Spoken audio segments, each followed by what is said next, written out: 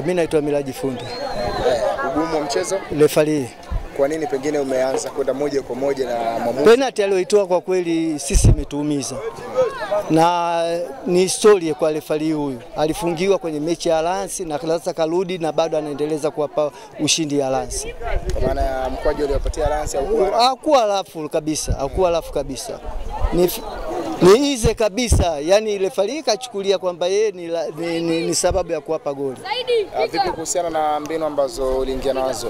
Unajua kwanza zilionekana kufanya kazi, lakini kipindi cha pili licha ukiachana na mkwaju ambao alipata Alliance, lakini timu yako imeonekana kucheza chini sana kipindi cha pili. Ni moja ni refari huyo amewavunja watoto moyo. Hii ni timu ngeni kwenye ligi kuu, ni mara ya kwanza kushiriki kwenye ligi kuu. Sasa unapokutana na vitendo vya kuwakatisha tamaa na wengi wanafunzi humu ndani, basi imekuwa ni shida kidogo.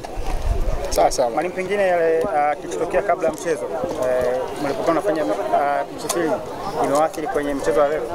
Mimi nasema kwamba sisi kwanza kufungwa ni tumezoea kwa sababu timu yetu ndogo na tunakubaliana na matokeo kwa sababu timu ilijisajiliwa sio vizuri, lakini tunasema kwamba kitendo walichofanya Alliance kwa na mashabiki wao kilikuwa sio sahihi. Huwezi kumpiga picha wetu eti bila sababu zozote za msingi. Kama ungekuwa unaweza kupiga basi aje kupige maofisa ambao wengine wanaume, lakini unapompiga mtoto wa kike inakuwaje afu wewe ni mwanaume unaenda kumpiga mwanamke?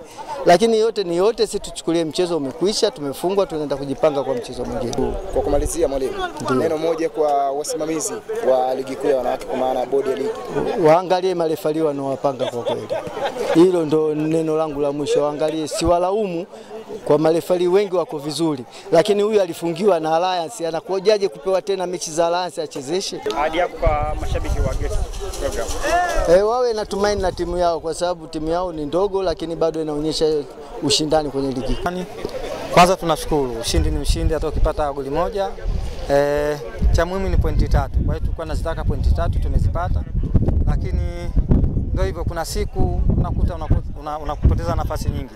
Kama leo timu yangu imepoteza nafasi nyingi sana wapinzani kwa sababu tulikuwa tupo kwao muda wote, lakini zile nafasi ambazo tumezipata tumeshindwa kuzitumia. Kwa hiyo yote tunasema tunarudi katika kiwanja cha mazoezi kwenda kurekebisha hayo makosa, hizo nafasi ambako tunazipata, ili mechi ijayo hizo nafasi tukizipata basi ziwe goli. Yaani ligi inasimama sana, kwa hiyo unasimama ule morali paka unaenda baadaye unabadilika ni hivyo. Kwa hiyo hizi break zimekuwa nyingi.